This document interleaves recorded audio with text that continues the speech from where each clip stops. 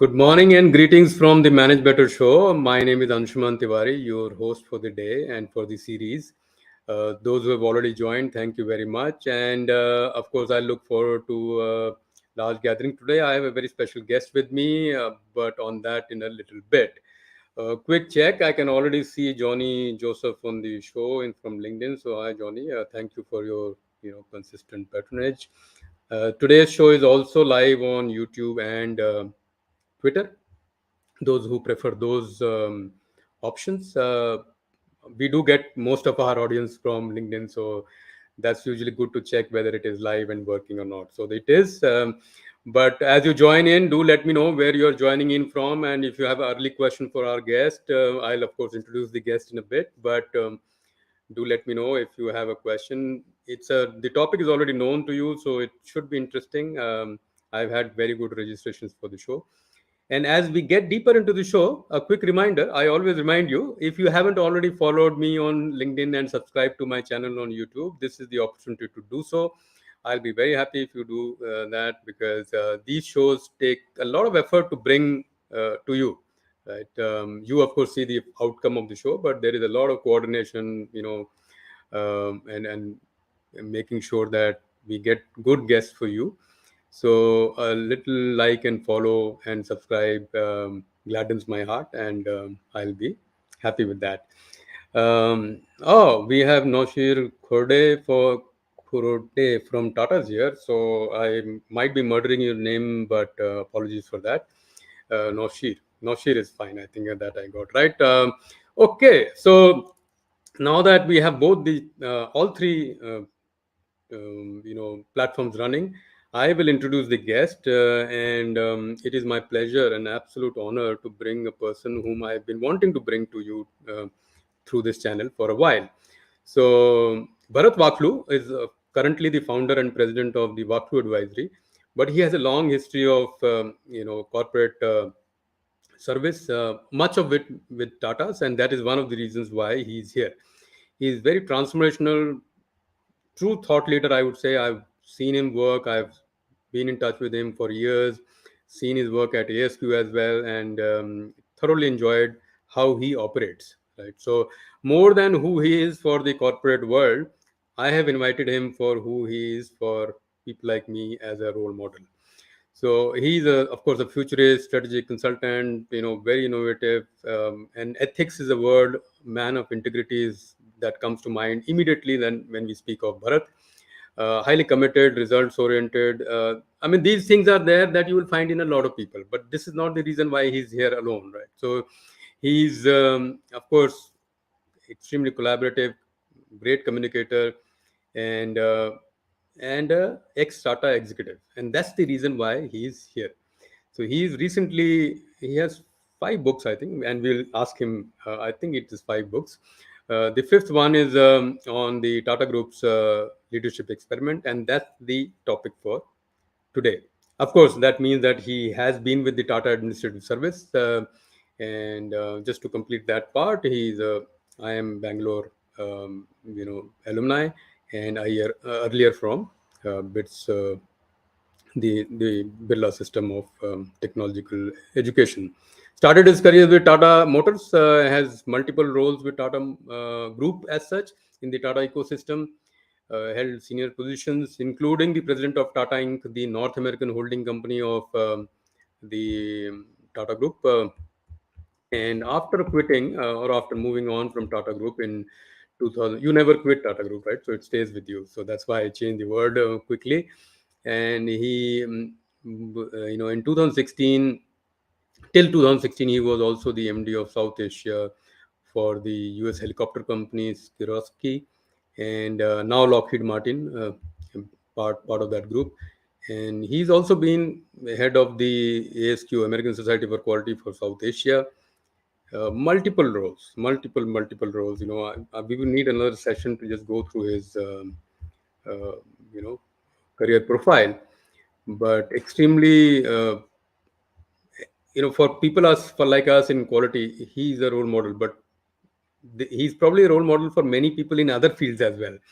And you will be surprised to know that he's an avid golfer and a drone hobbyist. So This show we will not cover drones. So if you are very excited about that, we are going to skip that. With that, I'll invite Bharat to the show. Namaste, Bharatji, Namaste, namaste, and Anshuman. welcome to the Wonderful show. to see you. Wonderful to see you, and thank you for that very, very gracious introduction. I'm really touched and thankful. Thank you, Bharat. So, any opening comments as we get deeper into the show, Bharat?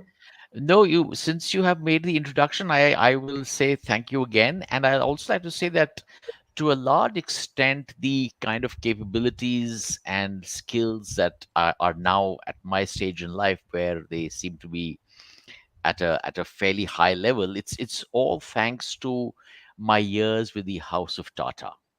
And we have to a large extent try to cover that in this new book of ours. It's called Tata's Leadership Experiment.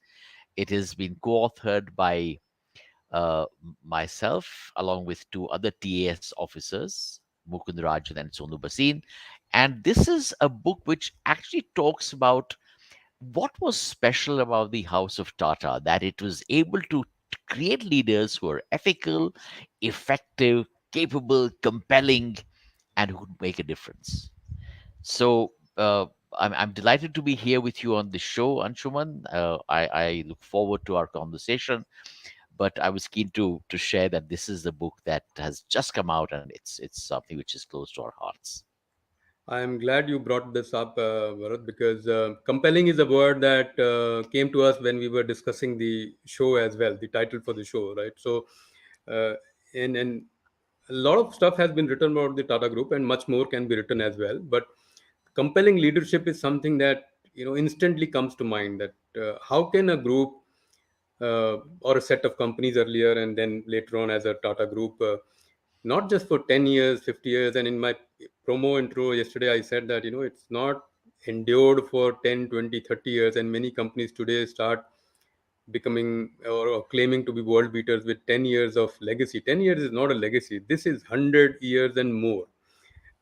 And at the top, in terms of leadership, trust, culture, is very difficult to sustain. And in fact, there may not be any other example across the world. Across the world, I will underline that, where leadership, trust, culture can coexist at the highest levels, generation after generation after generation, for 100 plus years. So that's what prompted me to kind of look at the your work and the book. Of course, we have known you as a quality evangelist and in that role, but the we have never really earlier spoken about your TAS role. So uh, that's this meeting, of course, is from that point of view. But the qualitist in you and me will certainly slip a little bit into quality at some point in the show. Absolutely, absolutely, yeah, right. So, we already have some fans for you in the show, but I'll bring their, comments later on. We'll get on with the show because we have built some expectation, Bharat, and I do want to live up to that. So, the first, very obvious kind of a question. I won't even say it's a question, but I wanted your comments around. Tata Group has put a lot of emphasis on value-based leadership from its inception. So even though it wasn't called Tata Group at that time, the value-based leadership and the culture and the trust part was still there. And No question, absolutely. From the times of Jamshedji Tata, in fact, correct, the founder of the group, and now which 160 years ago when he lived. Mm.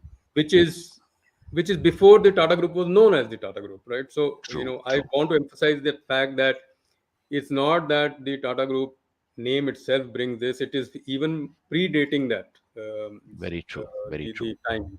So the response or the maybe question what I where you stand today as being part of the group and also as a you can say corporate commentator and senior executive, where you stand, what makes this contribution of Tata and leadership unique? What is that uniqueness in this Okay. whole thing? Okay, this is a very, very wonderful question to start our conversation. I think to answer this question, we need to go back in time and understand the life of Jamshedji Tata a little better. Now, Jamshedji Tata was a young man of 18 years of age when he graduated from Elphinstone College in Bombay. And the year was 1857.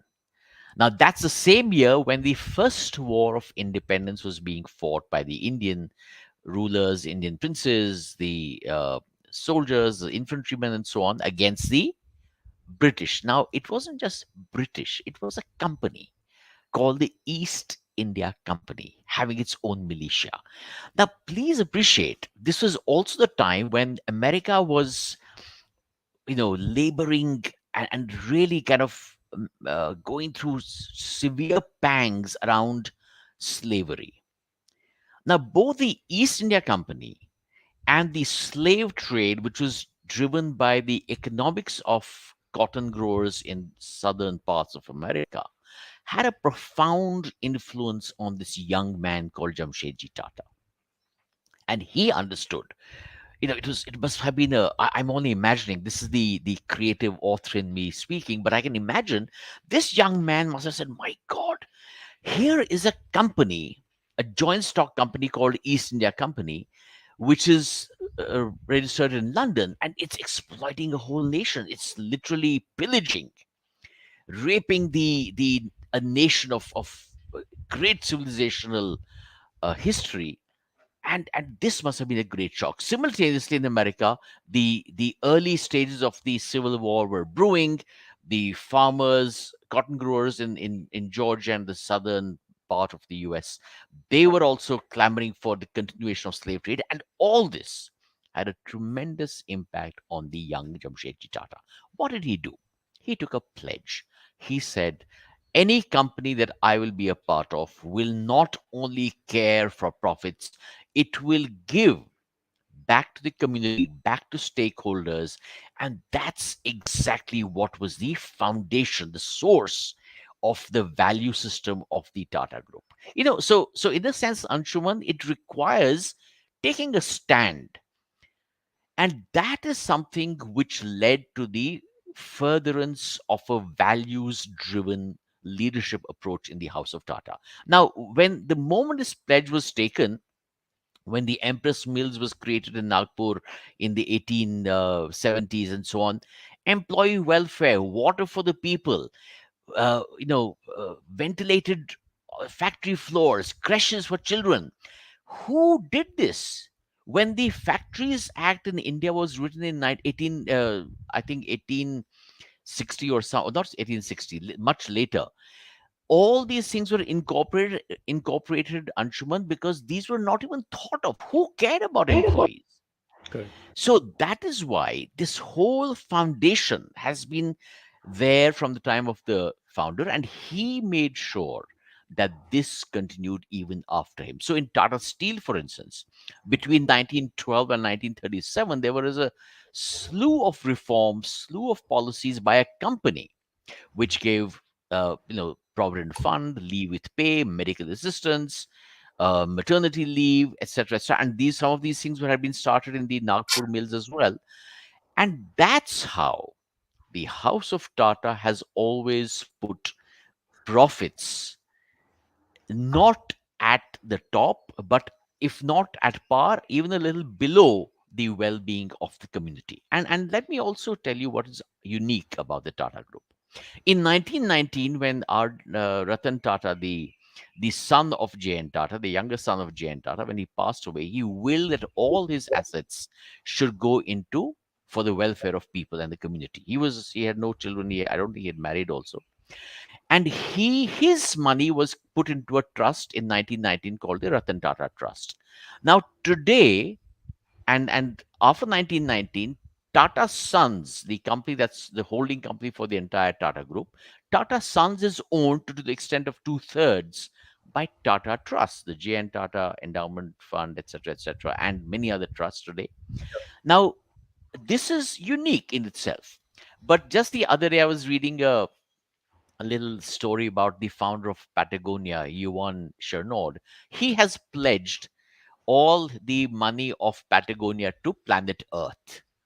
Now, and everybody in the West is saying, oh my God, what a big deal. And I'm saying, hello, the Tatas did this in 1919. So what is the big deal really? The Tata Group that way, Anshuman, is really unique. And when you put the primacy of others before the shareholder or the owners or the proprietors, it automatically raises the ethical bar of the enterprise. So that is where the values come from. That's how the Tata Group is indeed very unique. And that's where, because the Tatas were very, very clear that professional managers and professional leaders alone can carry this forward, J.R.D. Tata in 1956 envisaged and created the Tata Administrative Service, hoping that this band of young men and women would ensure that they become the super glue in terms of values, in terms of focus on the community, and would retain the value system of the founder, even as the Tata Group continue to grow, expand, go into different businesses, go into different geographies, and so on. Has that been a very long answer, Anshuman? No, no, not at all. I was enthralled, and not many know that I do read and a lot of history. And only recently I was listening to the 200 years of British in India as from an Mm, American perspective. So right, the right. professor and author is an American, and he of course highlighted all the atrocities and in the siphoning of money and all, and we'll not Terrible. get there because that's a 45 trillion yeah, that's dollars, a and Jamshedji Tata would have obviously seen this he would have happening in his lifetime. Yeah. and so even in those in that commentary mention of the Indian effort to from an industrial point of view, and Tata's be a big part of that because that was the main company at that time. There were no other quote unquote Indian companies. Only later in the 1925 onwards and all, other traders who then started making stuff that they were trading, and many names we know today, and we will not get there. Mm, So they became from traders to manufacturers, so that it true, was a true. more commercial enterprise which pushed them Correct, into correct. saving this. So yeah, I was Very true. fascinated from the historical point of view because of my additional interest in those areas. So um, I guess we have a early, you know, fan in the show. Binati says that this is fascinating. Professionals brought on to ensure the key values stay. Yeah, Binati. So if you read the Tata Group history, this is a uniqueness. In most other groups worldwide, the assumption was that if the owners and wholesale owners stay on, then and then only then they can maintain the values. It is only the Tata Group experiment which is successful, Correct. where professionals actually did this. Everywhere else, and we know the story that when the owners or the majority owners do this, it is probably one or two generations, and by the time third generation, fourth generation, it either withers away or changes shape and structure. I hope it doesn't do that for some of the other Indian large groups for interests of India. But Yeah, the I story, would suggest, Anshuman, if I have your permission, I would suggest that Bidati should read this book, the Tata's Leadership Experiment, because it does talk about many of the things I'm sure she'll find quite fascinating. So, no, Bidati, thank you for your comment also. knowing Binati, she might take you up on the challenge. So we'll look forward to that. Thanks a lot for the early comment, and there are quite a few other comments, but I just wanted to let everybody in the audience know you can start putting your questions in, and we will take them up toward the end of the show, last 15-20 minutes of the show. Till then, I am the host of the show. I have exclusive rights on Bharat for this time, so I will ask my questions. Um, since you brought up this leadership topic, Bharat, and leadership and Tata Group go hand in hand. My The topic I wanted to explore is that there is often a debate around leadership being inborn or learnable, right? So can it be taught, can it be learned, and so on. The Tata Group went a step ahead and created a system for it. So it is not only Correct. learnable, it is teachable also, and teachable as a system as well. It is not teachable as in a tuition class where you teach two or three students, or maybe 10 students. You can actually create a system where you can not only enshrine the values and the contents of your leadership system into a teachable format, you can deliver it generation after generation. and that is indeed completely one of its kind. What are the key components, therefore, of this kind of system, and so that other companies can learn. Right. Other Okay. companies or people can learn. True. So there is no doubt that a lot of leadership qualities are learnable. But there is a little rider. One of the riders is that you have to have the fundamental ability to grasp new ideas. You got to be open. You got to be receptive. You got to be humble. You got to be a, a continuous learner. You have to be somebody who is open to and receptive to new ideas. Now, which is why when we talk about the Tata Administrative Service, the Tata Administrative Service had an extremely rigorous selection procedure because there was a need to sift from the hundreds of applications that the Tatas would receive or which they would obtain when they would go in the latter decades when they go to the various campuses. They had to have a way to sift through the material and find out those who had what we call the 10 critical competencies, or at least had a whiff of that which they could develop further. Those 10 critical competencies, I'll not go down into all of them right now, but a few stand out. One of those competencies was they had to be self-aware. They had to be people who were eager to learn and not learn only things related to the business of managing a business. No, uh, people were quizzed. If you when you read the book, you'll come to know how this selection happened.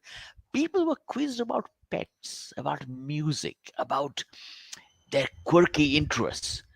Somebody was a big fan of Lewis Carroll, one of my our senior TS colleagues. So the interview committee, led by no less than Jared, asked, "Okay, can you recite some nonsense words from Jabberwocky and all that stuff like that?" Because honestly, they wanted to see how deeply interested is this young man or woman in the things that he or she has done so far. And we were all young, 20, 21. And that kind of intensity they would gauge. I'm not saying that they would always do so perfectly, but they at least attempted to do that. Because when the person is self-aware, when a person is humble, when a person has devoted a number of years of one's career to be studious and hardworking and committed, it gives you some indication of the potential in a person. Hmm. Then they also looked around for people who were articulate, assertive, and who had moral courage. Because please appreciate that you cannot further values when you don't have moral courage. And that, I think, has been one of the other significant things that the TAS would look for in people brought into the organization. Of course, thereafter, there was development, you were put into assignments, you were given an opportunity to learn from seniors. We were all assigned as executive assistants to very, very senior and seasoned leaders like Jamshed Irani, like Rusi Modi, like Jaydev Tata himself, Sumant Mulgaonkar, and a host of other great leaders. And Mr. Noshir Khurodi, whom you mentioned in the very beginning, he even had the good fortune of working closely with Jaydev Tata's brother-in-law, Leslie Soni, another great leader from the unfortunately. He passed away young, but otherwise a great leader also. So when you're attached to senior leaders, you learn so much merely by the association.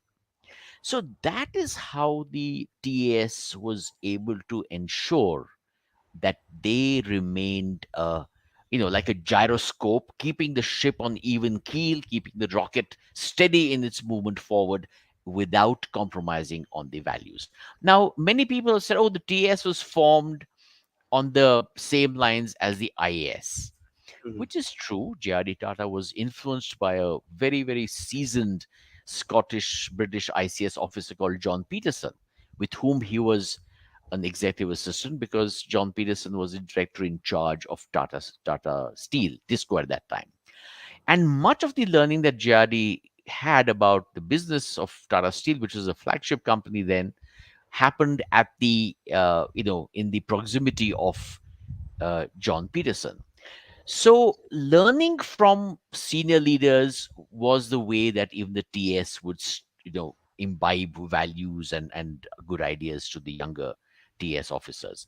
But unlike the IAS, the TS was very, very focused on ensuring that you continuously learned, and you did not, more importantly, did not allow the system to push you down. In the IAS, I've heard some very senior people saying that, oh, when I joined the IAS, I was very idealistic, but then the system took the wind out of my sails. I'm happy to say that thanks to the culture of the House of Tata, and you talked about culture at the very beginning, that never happened. No TS officer that we have talked to or whom I know has ever said that they were asked to do something which they did not feel comfortable doing. That has never happened in the TS.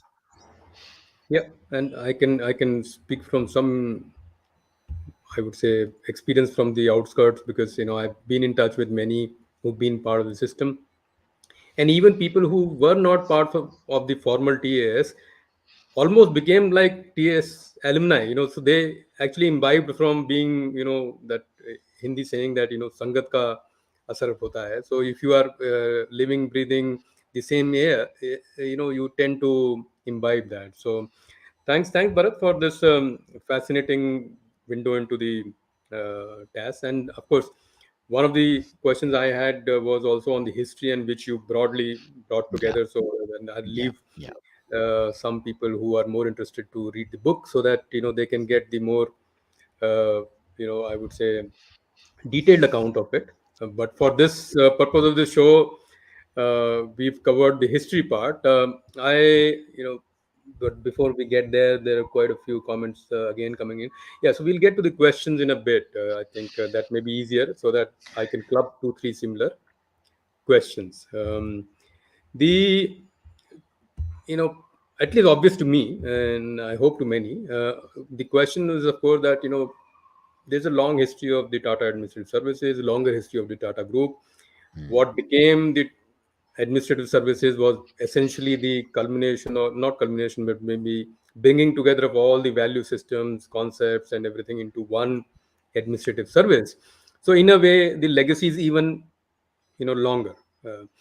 But like with most things, if you have to endure, if you have to have longevity, there is some element of change or adapting to the new ways of the world is also required. absolutely Of course, like the spine, some part of the system must remain unchanged and straight, correct. but like other parts, you might want to adapt. So what have been the adaptations or the modifications or the change that you have seen, both as a Tata executive yourself, and Yeah. while writing the book? What would you think are the few changes that you can highlight?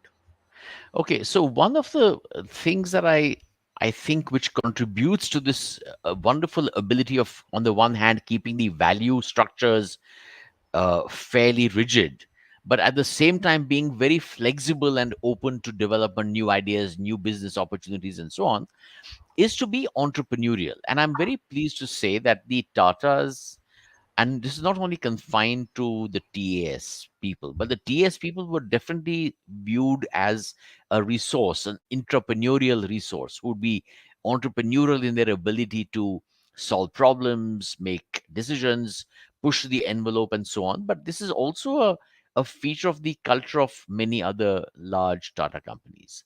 So, so the value system has to be in its own place, but that does not stop us from being entrepreneurial and pushing for new ideas, new opportunities to be explored, to be put into place, and so on. So the two have to happen together.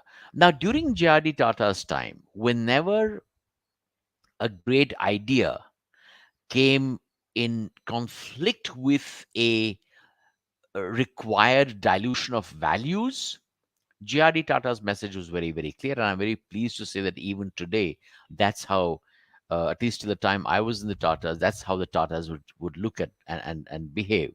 Which means if there was a conflict between the values and business, Jari Tata would say, I would rather walk away from a potential opportunity to make money than to compromise on basic, decent, good values that we stand for.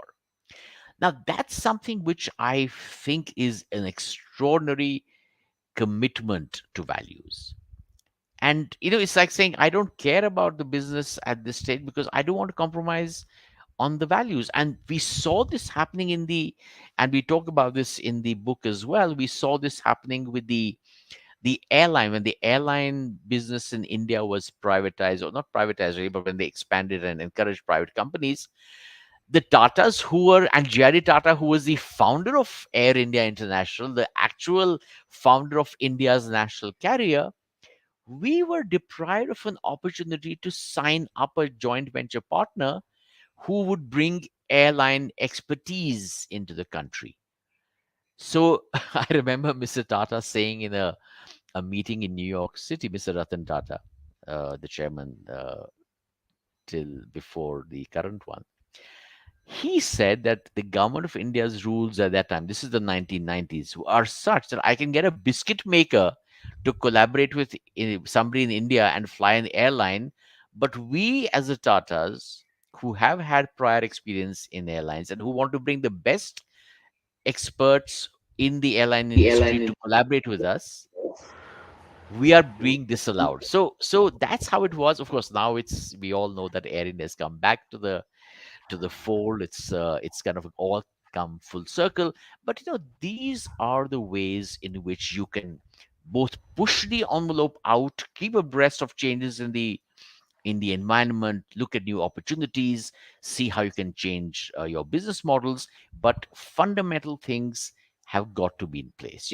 I think, and in the third part of our book, we have dwelt on this, that the whole Milton Friedmanian version, that the business of business is profits and business alone, I'm afraid that is not something which the Tatas would ever subscribe to. It has taken the world down a very, very unfortunate path, and I don't need to elaborate what the unfortunate consequences of that thinking are. Yeah, and maybe many generations will pay the price of that because we moved away Unfortunately, from, yes. Absolutely, Anshuman. Very true. and the difficulty in these long-lasting economic choices is that the person making the choice is never around to pay the price. So, Which is why, if I may interrupt you, the longevity and the long-term orientation of the Tatas is another very, very valuable attribute sought in the leaders of the Tatas. Because you see, if I'm driven by quarter to quarter valuations on the stock market, I mean, I will really cut corners in a way, like Neutron Jack Welch. yeah. He was only concerned about the stock market, and he actually got rid of businesses, and the consequences of that are being seen today in GE. So a long term orientation is a critical attribute, and that's one of the 10 competencies that we also talk about in our book, because it is with a long term focus alone that you can really kind of think through and say, okay, the consequences of this are not going to be good, and I may not be there, but my grandchildren will suffer. So why do this? It kind of And brings everything into perspective. in the case of Tata, somebody else's grandchildren, because many Tata leaders did not have the progeny of their own. So these That is why sometimes the TS was called Tata's adopted sons. so, And why sons? Because frankly, and that is a bit of a black spot on the TS, very few women were taken. And for some years, they had actually stopped women from signing yeah, up but for the T. those were perhaps the signs of the times more than the reflection on the group culture as such. Except that the Tatas, because they have always been ahead of their times, we would have expected better. But that's a Yeah, that's a discussion for another time. yeah. So that gives me a option to bring you back on the show sometime. But the reason why I was bringing longevity also is that it takes a special DNA to do something that will not, which will bear fruit, or which will continue to bear fruit much after yours. And in many Yes, ways, this is much more Indian than many other values that are being talked about. So Tata's truly became, and the Indianness is in Tatas, and the Tatas in, or Tata-ness in India is goes beyond. Many years ago, I remember when my first interaction was with the West Bokaro coalfields, which is part of the Tata Steel group. I right, went as an right. SSR, and I was actually very overawed. So it took me like half an hour to come to terms, because I did say that this is the place where the whole industrial revolution, or not even revolution, the industry story of a modern industry in India started. And when you Correct. get to that place, it is quite unique. So I'll I'll stop there and bring some, maybe one more question, and then we'll get to the audience questions. So we've had a crash course on the histories of Tata's and the Tata Group, the Tata Administrative Services, how it has changed, how it has not changed, and what it has done, and so on. And I'll again remind the audience that the fantastic, wonderful book is there, and I can see that Binati has already taken your challenge, so she's committed that she will get to the book, uh, and I'm sure many others, including myself. So the obvious question, of course, is that you know there's so much to learn from this, and not every person is from the TAS, or not every company is a Tata Group company, but there is something that we can learn. So in a summary, what can we learn from this leadership experiment, as you aptly call your book, Yeah, Bharat? What can we learn from this and follow in our lives, or as a corporate life, correct. anything on that? Yeah. So what I'm about to tell you really is an amalgam of my experiences in the Tatas and what I have also learned and experienced as a leadership coach, as a management consultant, because I have obviously had experiences outside of the Tatas also, which have reinforced what I'm about to share with you. So one thing is very, very clear. Today, in today's day and age, everybody has a potential to be a compelling leader. What does that really mean? That means I can make a difference. The sense of agency can be with me, provided I look beyond myself. And that's what the TS also sought in its leaders. They wanted leaders who could think, who were humble enough to understand that they are mere, uh, you know, uh, agents in the larger Tata ecosystem. But for each of us, irrespective of which organization or which part of the business we might belong to, every one of us can be a leader by focusing on what is it that we want to improve, change, modify for the better, and how do we create value, not only for ourselves, but for others. You did mention early in the introduction about my commitment to quality. My deep commitment to quality arises exactly from this. If something is not okay, if something is of if poor quality, then what can I do to make a difference? That is at the heart of this underlying idea about leadership, compelling leadership. So we all have the ability to be these effective leaders, but it requires us to reflect on our own selves, improve ourselves, raise our own abilities, and the way we think about things, the way we relate to other people, the way we see our connection with the world, and make a difference at every stage. It doesn't require us to necessarily have a designation, because when I talk about agency, when I talk about being accountable, it really stems from my own commitment to do something which will make a difference. So that, I think, that is the spirit which was also to be found in TS officers all through. It isn't as if you have to be part of the Tatas only. Many of the TS officers who left the Tatas also did extremely good work. People like Siddharth Kak, Mr. Navtej Sarna became an Became an ambassador. ambassador. and so many other people across the world who were with the TS for a while, and then eventually moved on to do their own things, but had enormous impact. So I Yeah. think this is the crux: being able to master yourself, being able to focus on things beyond yourself, and be committed to making a difference that affects the well-being of many people way beyond your own self. And that's perhaps the most wonderful lesson, Bharat, in the last, from a large organization like TAS and the Tata Group, that obviously everybody cannot be from the Tata Group, everybody cannot be from the TAS, but there is enough to learn. And I keep saying that, as long as we keep seeing leadership as a noun, we are not going to get anything out of it. The moment it That's is a very verb, nice. Yeah, yeah. we don't need the noun to be performing the verb. So, in most situations, we run after the noun, and we forget that the verb is completely in our action. Control. We Absolutely. can And that perform that that. that's so true. That's so true, because the sense of agency, what is also known in India, our dharma.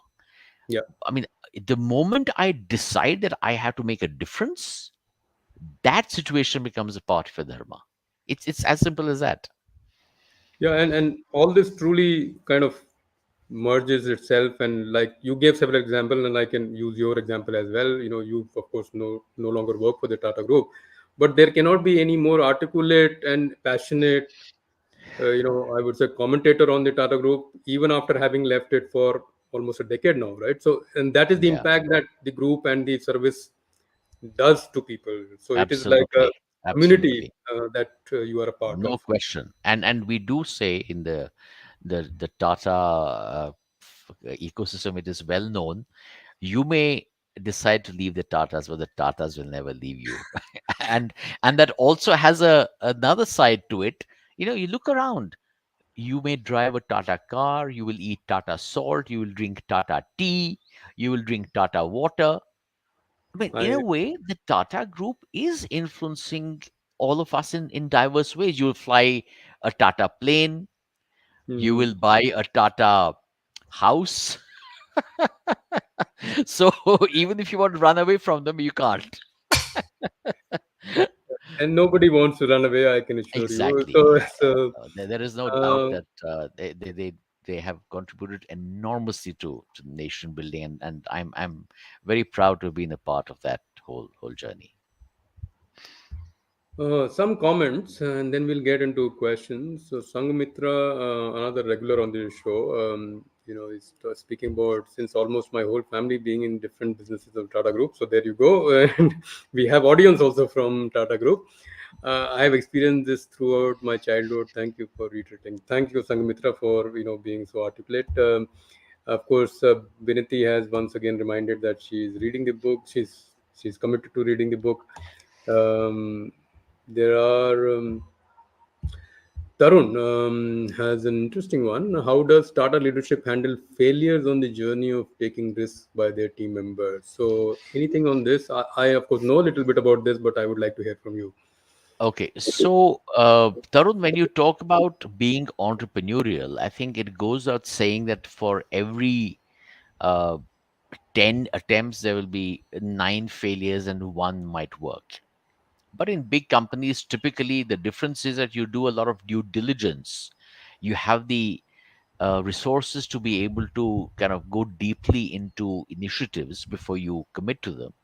But nobody in his right mind in a business knows that every new initiative will succeed. Yes, some succeed and become big, like TCS in the 1960s. It started off in a very small manner. Mr. Leslie Sawney was, in a way, instrumental in thinking of it, and it's become one of the big components of the Tata Group today. In the same way, retail and a few other things also have grown over the years, but that does not mean there haven't been failures. There have been many failures, and I think the realization is that if the effort to enter into a new business was based on a sound logic, and yet you failed, and despite the due diligence, there were ups and downs or something didn't work out. It's fine. The managers move on to something else.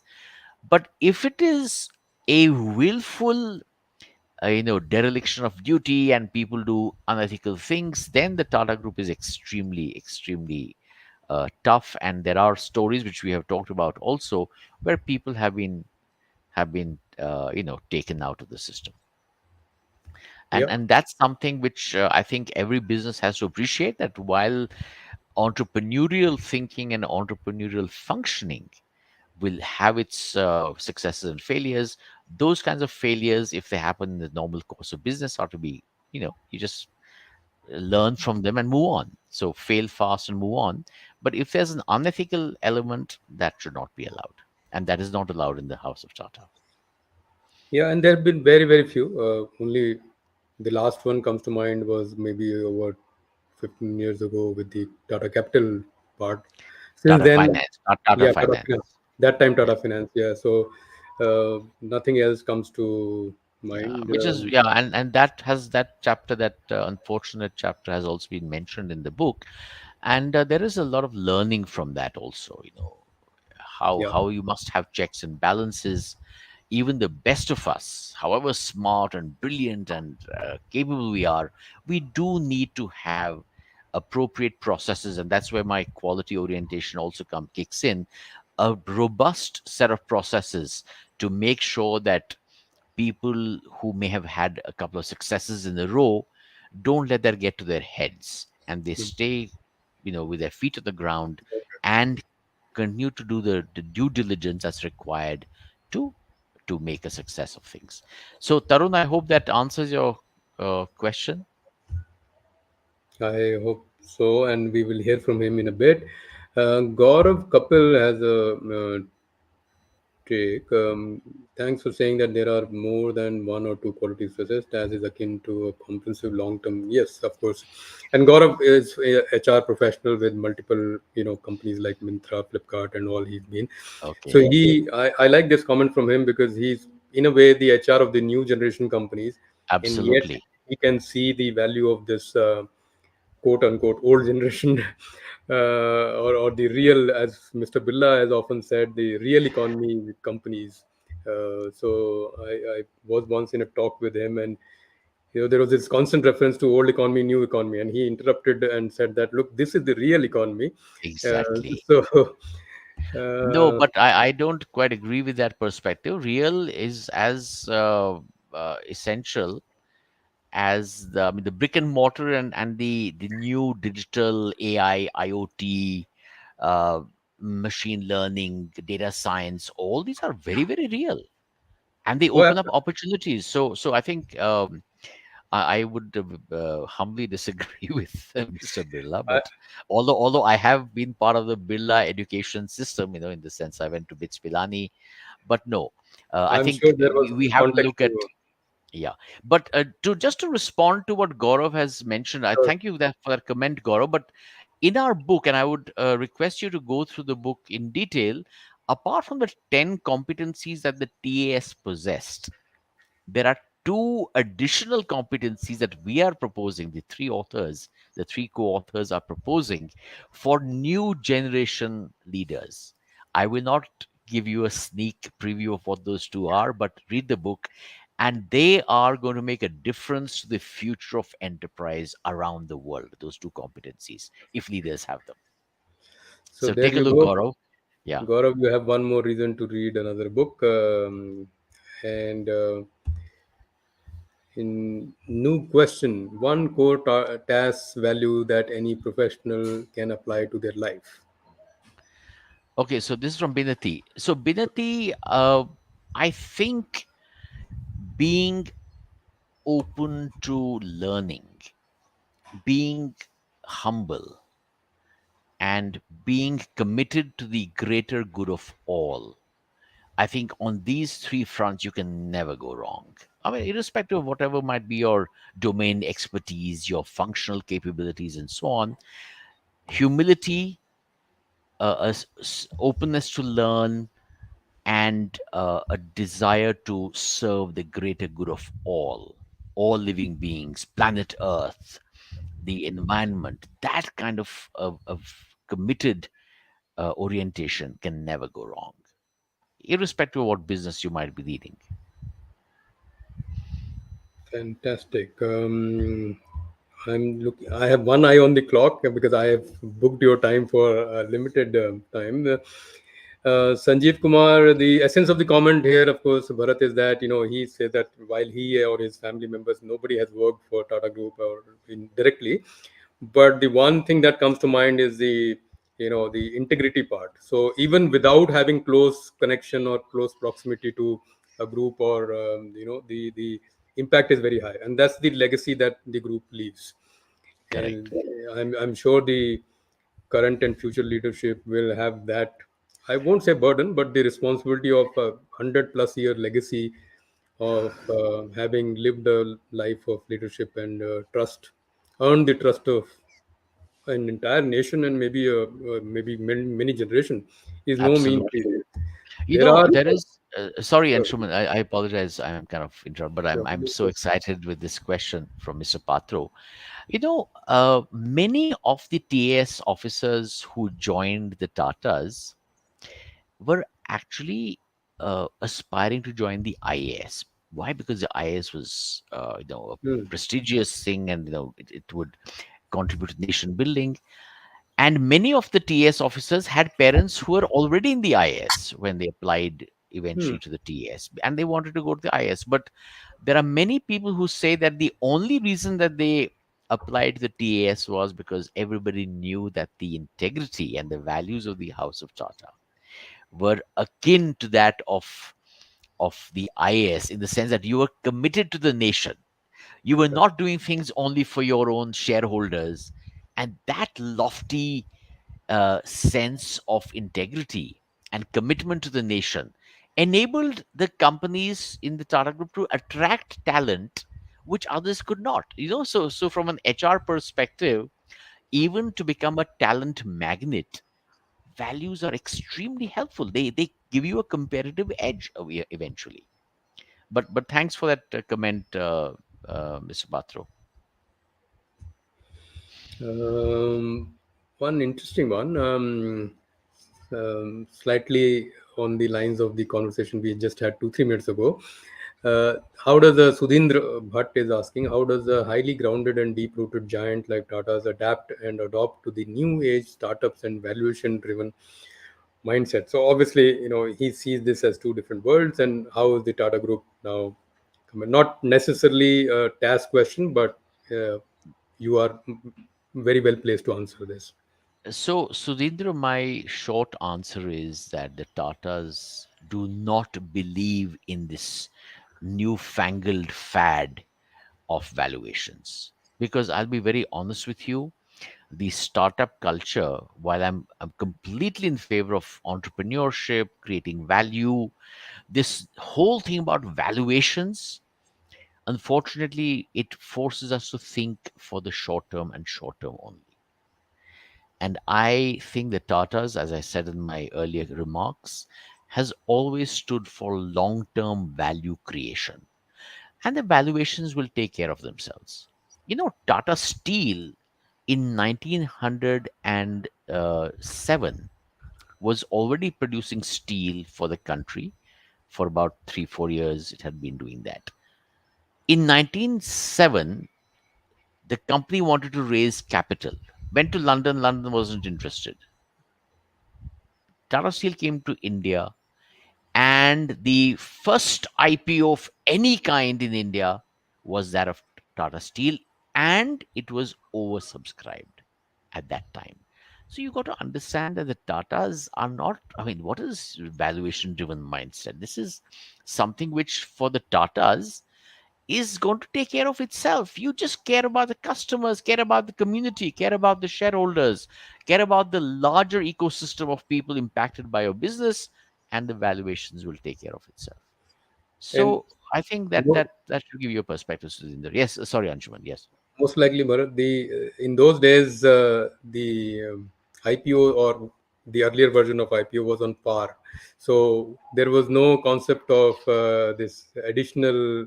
valuation that we had. So 10 rupees share is at True. 3,000 rupees, and Although 10,000 rupees. now that you mention it, I have never thought about this. It was at But par. I've read it that was at story. par. Yeah. I see. So Yeah, correct. for many years it was at par, and the this is the reason why historically IPOs were considered lottery, because you had to apply among millions you will get, and you are Mm, lucky to get that, because most right, for many right. many years it was at par. I But see. today, I in see. spite of the additional premium that is provided, and of course there is then a loophole, because premium has no limit, no upper cap, so you can go many times the advised premium. But anyway, we have taken quite a few questions, Bharat. Uh, I will. My father is in the show, so I must. Oh, I'm excited. the Yeah, so I have to do my son's duty to bring him in the show. Otherwise, I have a lecture later on. So done that. Quickly before I let you go, we will all, of course, look forward to reading your book, and get Thank to know you. more about this. But what are you reading, and what would you recommend as a good read for our audience? Okay, so what am I reading right now? I'm actually reading a book by a former Tibetan monk who Hmm. became a professor, and the book is called A Fearless Heart. It's about leadership with compassion and kindness, something which resonates very much with my own life's journey and with what the Tatas stand for. Just before I took up this book, I was reading a book called The Omnivore's Dilemma by Michael Pollan. Another beautiful book, very well written. It was published in 2005, but I only got to read it recently. It's about food security, food processing, how our connection with food and sustainability drives a lot of the whole thing. But a lot of books have influenced me in the course of my journey through life. As a student, I of course read the Arthashastra, the Mahabharata, the illustrated Mahabharata. When I was in college at IIM, I read J.M. Duran's Breakthrough and Control, an outstanding book, a book which I just love that book. I read Deming's Out of the Crisis. I also read this Thomas In Search of Excellence, so that Tom John Peters. Cotter's, yeah, that's right, Tom Peters, correct. Then another book by Kenichi Omai, The Mind of the Strategist. So a lot of my thinking as a leader was shaped reading these wonderful books. But I am now reading. I of course have been very interested in India, so I've Michael, not M.L. Basham's book, The Wonder That Was India. I am now reading a beautiful book called Bhaja Govindam by Brahmachari Prasanna Sarupa. It's on my to read list, and Sai Deepak's India, that is Bharat, and a few other books like that. So quite an eclectic group of books to go through. And it takes that kind of a range, Bharat, to develop the worldview that you have. And I'm sure the worldview also benefited the writing of the book that you, That along is with your true. co-author, wrote. No question. And I So must also admit that my co-authors are also very erudite and experienced. And it was a pleasure writing the book. Although another little fun fact about the writing, we never met while writing the book. oh, We knew each other from before, and we knew each other very well, but we never met even once physically because of the lockdown. We did the entire writing was done online. So this is India's first book on the Tatas, written online completely, collaborating online. oh yeah. Had I known this, Bharat, I would have invited Mukund and Sonu also on the show. So Yeah, no, we can have another thing with them yeah, as well at an just opportune just time. for the photo op that we will get, we'll do Thank that, and you. I'm sure they will add their stories to the show. Absolutely, absolutely. But So I'm delighted that we had this opportunity to talk about this book and the and compelling leadership. You've been an extraordinary host, Anshuman. I really am grateful for your very beautiful manner in which you conducted this conversation. my pleasure, Bharat. I had to get better to have the confidence and the courage to invite you. So I think I've Thank been you. practicing for 2 years, and now at this. So, but we have more fans from the Tata Group. Somebody, Kirti Singh, works for the Tata Group, of course, Yeah, and he's of course representing quite a few people who have wonderful. mentioned the same. I, Unfortunately, I, I I don't. have. I'm so happy that there are many Tata employees on this podcast, on this broadcast. My only request to all of them is that look, the Tatas are an extraordinary group, and it is now up to each one of them to keep making a difference and to raise the bar. Yeah, Jamshedji Tata, when he was on his deathbed, he told his sons and he told his cousin R.D. Tata, if you can't make it better, at least don't let it slip. My advice to all my dear friends from the House of Tata who are currently working for the Tatas is like Jamshedji Tata, keep in mind if you cannot improve what the Tatas are doing, at least don't slip up on the things that it's doing well. That would be a fine way on to that, leave this you know, conversation. on that very, I would say, sound advice, I will end this show and with a huge thank you to you, Bharat, and of course to the lovely audience. And today was a uniquely, quite a participative show. Unfortunately, I can't bring all the questions, but when you see the comments on LinkedIn, maybe later, and please Yeah. do take some time to respond to some of them. Sure, Uh, and I would be delighted to be in touch with all of you on LinkedIn. And if there are any points or queries or suggestions or thoughts, please do feel free. I'm fairly active on LinkedIn, and I'd be glad to respond. That will be awesome, because that's one of the requests from all our guests is that, and I in the pre-show I was telling you that one of the reasons I started this whole series is because I found myself in a fortunate position of having access to some people and whom others might need or want that access, and I see my role as the bridge, and I hope I can do more of this. With that.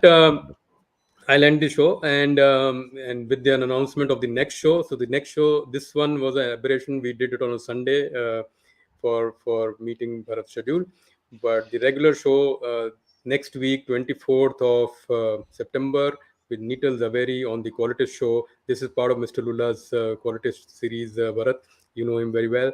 He wanted to Yes, be on today's show, but I will share the recording with him. please So do. with that. Very good. Thank you very much, and bye bye, everyone. See you next time. Thanks.